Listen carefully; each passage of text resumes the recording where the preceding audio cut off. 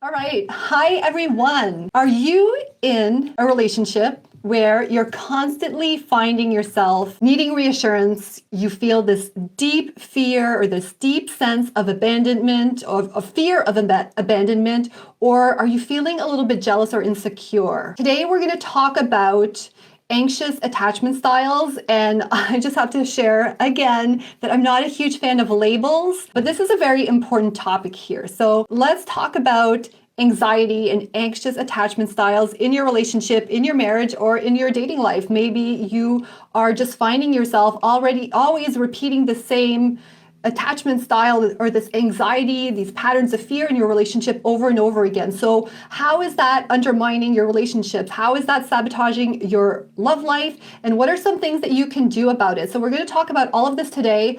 And I'm also going to share with you guys a bit about my story, because anxious attachment was something that played out in my own love life. It's something I experienced actually in the beginning of my relationship with my current husband. So this is something I am super passionate about because it affected me directly. And I can see for myself, not only with my clients, the benefit of working on this and really detaching from that label. And I think that's one of the reasons that I'm not a huge fan of labels, is when we really attach ourselves to them, we create this identity with them and we think they are us. And that's when we have a hard time just removing ourselves from those and moving past that so that we can have a wonderful, happily ever after in our relationship, in our love life. So like I said, I've never been a huge person when it comes to labels.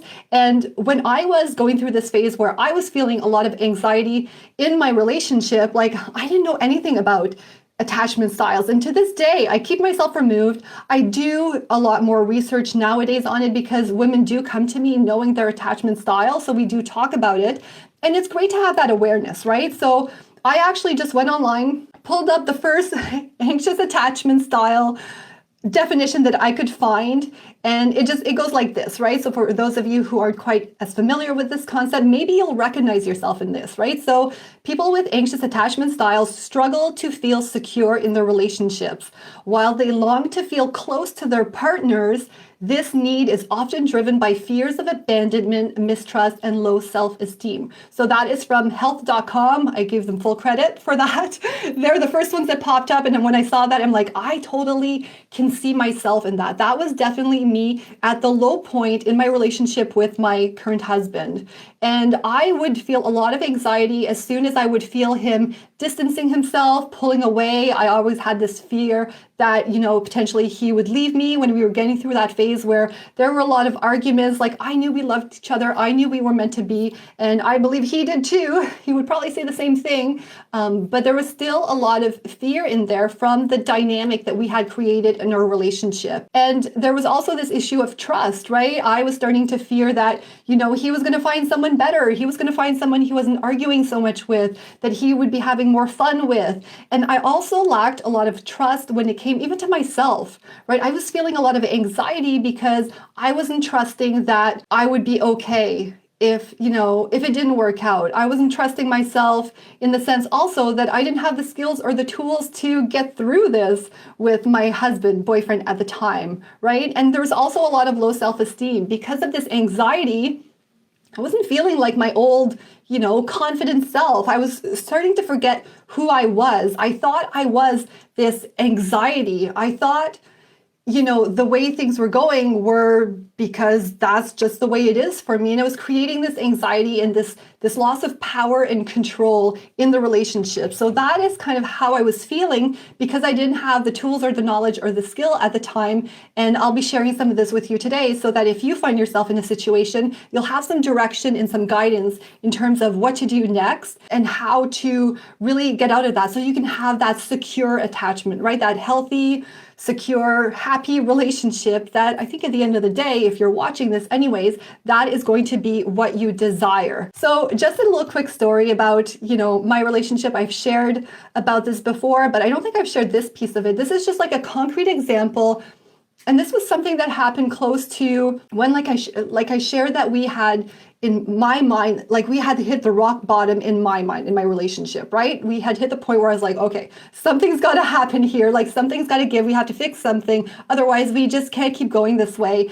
And just one example of something that happened that influenced this rock bottom and really woke me up was that I was out with some girlfriends one evening, and one of my girlfriends was saying, oh, we should do like a weekend away. And I remember when she said that, like my whole body, like all my insides started like feeling stressed, and I was feeling the anxiety, and I was like, okay, I want to go away with my girlfriends. I want to go do a weekend away somewhere. Like, who doesn't like doing that, right? And then the other half of me was like, okay, I can't leave my husband for a weekend. Like, we're struggling right now. Like, what if he forgets me? What if I go away and then he realizes he's better off without me? And I was feeling all this anxiety. And I remember, that moment so well. And it's funny because my friend shared this with me, like later on. I think it's when we had gotten back on track, me and my husband. But she was like, when I had brought that up, the girls' weekend, like, your reaction was so weird. Like it struck her. That's how visceral my reaction was. It was actually visible to someone else. Like my whole anxious attachment style was like, I couldn't even hide it. It was so deeply ingrained inside of me. And I mean, if she could sense it, there was no doubt. It was obvious that my husband was also sensing my anxiety, and that was having a powerful negative impact on our dynamic, on our relationship. So how is your anxiety sabotaging your marriage, relationship, or dating life? Like, what are some of the things that when you experience anxiety in your relationship, if you have an anxious attachment style, how might that sabotage or undermine or ruin your relationship, right? And so these are just these are 3 things that I experience for myself and I talk about all the time. So I'm going to share with you just like quickly here. And the first thing, and I talked about this in my video yesterday about being an intentional spouse, but when you're feeling a lot of anxiety, it makes you very reactive in your relationship. And when you are reacting, you're not showing up from a space of being rational, of being confident, of being proactive, like I was talking about yesterday. You're not coming from a space that is productive and that is going to grow and lead to the betterment of your relationship. You are just getting hijacked by your emotions because you're basically in fight or flight mode, right? You're like shaking. I knew I was physically shaking when I was in these moments of high anxiety, and I would just it would just come out, whatever it was, right? Whatever I needed to get out, this anxiety, I needed to move this energy.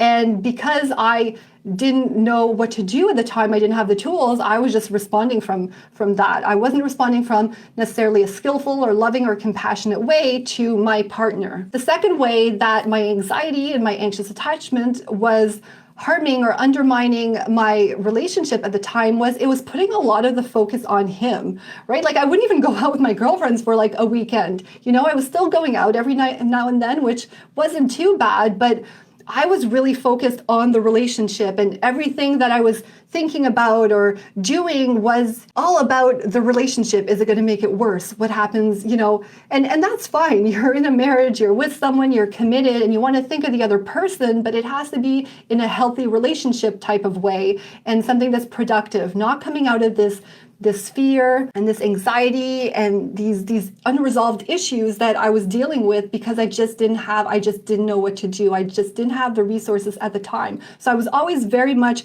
focused on him. And again, that wasn't helping my anxiety because I was focused outward and I wasn't focused inward on me. And it's funny because I thought, the more I'd be there, the more that would help secure things and help things and fix things. I really thought that if I would put the focus back on me, then we would disconnect and he would pull away more and, he would leave me or whatnot, or it wouldn't work out, or I would have to leave him. It wasn't always, the other way around. Like, I would question myself too. I was like, should I be in this type of relationship? What am I doing in a relationship like this, right? It shouldn't be this way. I still have high standards for myself, but this anxiety was just taking a hold on me. And the third way that my anxiety was sabotaging my relationship and my love life was kind of, and I kind of alluded to this, but it was making me forget who I was and how powerful I was, because I was letting myself get overtaken by these emotions. I totally forgot that the whole power that I had over myself and over my relationship. And it was hard for me to show my value to my partner and really demonstrate all the reasons why I'm amazing. I still was amazing. I was just getting kind of like hidden away by this whole anxiety blanket that was falling over me, if that makes any sense, right? So it was preventing me from really showing up the way I truly was. And it wasn't fair to myself, and it wasn't fair to my partner, because he wasn't getting the best of me, that the best parts of me that I knew I was, but it was getting covered and hidden by these emotions. So yeah, those are 3 ways that it really is going to undermine you in your relationship. If you're looking at ways to really get over this anxious attachment style that you have, one of the first things you're going to want to look at is really learn the different ways to express your needs and set healthy boundaries in relationships. So I talk a lot about this, how to communicate what it is that you want and desire from your partner, and also boundaries, and how setting proper healthy boundaries and sticking with them, following through with them, is going to be very helpful. And most of the time, these boundaries, especially when it comes to a label that you have for yourself or something that's really, focused on you, like the anxiety attachment style is related to you. It's going to be brought out by another person or exacerbated or amplified by this other person. But at the end of the day, the origin is within you, right? So the more you can build those internal boundaries with yourself and reminding yourself of what these boundaries and these standards are that you have for yourself, and not letting you fall down into that attachment anxiety hole of yours, right? The better it's going to be, the better you're going to be able to move through it. And that can look like doing a lot of self-reflection, a lot of self-care, so that you can remind yourself of how worthy you are of love and compassion from another person, right?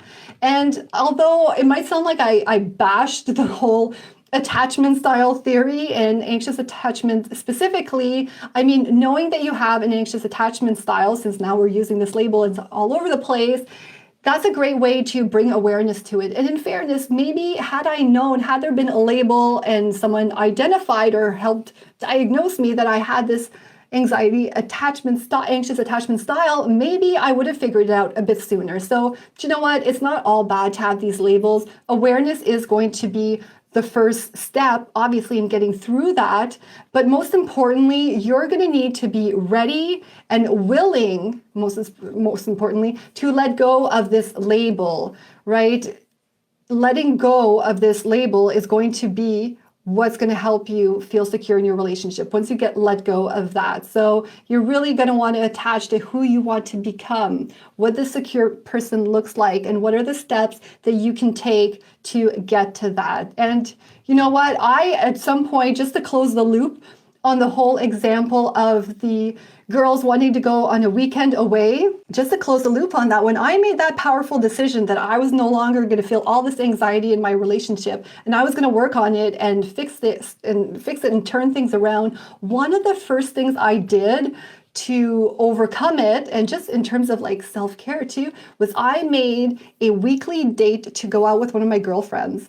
And so that I had something, I knew at least once a week I was going to be out of the house, I was going to be away, and just to prove to myself that everything's going to be okay. Even if I leave for an evening, even if I'm not there, everything's going to be okay. I did that to give myself the evidence, the proof, and to build that trust with myself and build that trust in our relationship. And I did it for other reasons too, but one of the big reasons was for to start working on my anxiety again, and to remind myself who I am and be back in my power too, so I could show up back home to my partner in a healthier way, more empowered way, happier and high value way also. So if you want to know more about these techniques that I talk about in this video and other videos, and how to apply them to your own personal situation, I have a coaching program that's tailored specifically to you. So look in the description or in my bio, you'll find the application link link there.